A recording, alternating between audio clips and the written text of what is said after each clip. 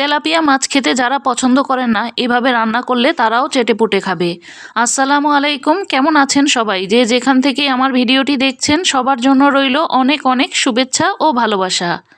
প্রতিদিনের মতো আজকেও আরেকটি মজার রেসিপি নিয়ে চলে আসলাম।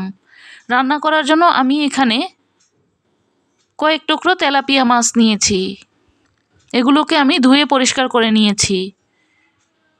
এবার দিয়ে দেব 1 চা চামচ লেবু, সামান্য হলুদের গুঁড়া, সামান্য লবণ। এবার মাছগুলোকে ভালোভাবে মেখে নেব। মেখে নেওয়া হয়ে গেলে চুলায় একটি প্যান বসিয়ে তেল দিয়ে দেব।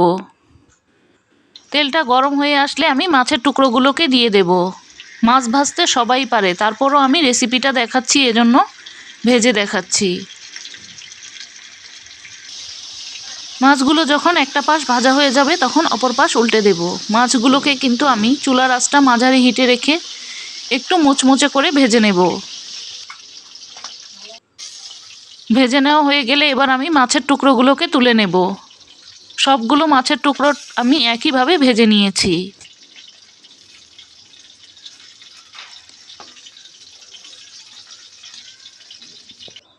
এবার মাছ ভেজে রাখা তেলের মধ্যে আমি 1 মুঠ পেঁয়াজ কুচি দিয়ে দেব। পেঁয়াজটাকে এবার তেলের সাথে একটু লাল লাল করে ভেজে নেব।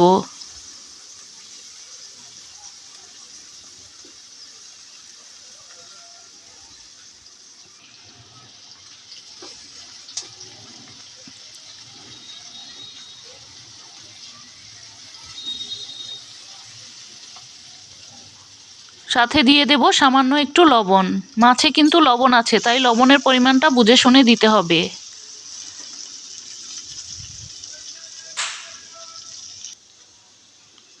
পেঁয়াজগুলো লাল লাল হয়ে আসলে দিয়ে দেব আধা চা চামচ হলুদের গুঁড়া, 1 চা চামচ লাল মরিচের গুঁড়া। মশলাটাকে কষিয়ে নেওয়ার জন্য দিয়ে দেব সামান্য একটু পানি। এবার মশলাটাকে ভালোভাবে কষিয়ে নেব। সাথে দিয়ে দেব মাঝারি সাইজের 2টি টমেটো। টমেটোটাকে আমি এরকম কিউব করে কেটে দিয়েছি। এবার মশলার সাথে টমেটোটাকে খুব ভালোভাবে কষিয়ে নেব। সাথে দিয়ে দেব সামান্য একটু পানি, যেন মশলার সাথে টমেটোটা খুব ভালোভাবে মিশে যায়।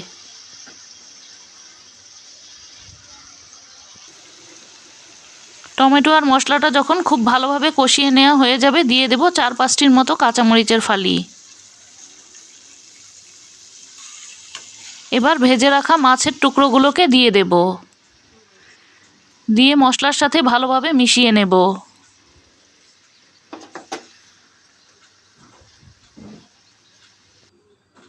নামানোর আগে দিয়ে দেব 1 চা চামচ লেবুর রস, 6-7টির মতো লেবু পাতা। এবার আরও 2-3 মিনিটের মতো চুলায় রেখে নাড়াচাড়া করে নেব, যেন লেবু পাতার ফ্লেভারটা খুব সুন্দরভাবে ছড়ায়। এখন আমি চুলাটাকে বন্ধ করে দিয়েছি। গরম গরম ভাতের সাথে খেতে কিন্তু বেশ ভালো লাগে। যারা কখনো তেলাপিয়া মাছ খেতে পছন্দ করেন না, এইভাবে তেলাপিয়া মাছ রান্না করলে তারাও চেটেপুটে খাবে।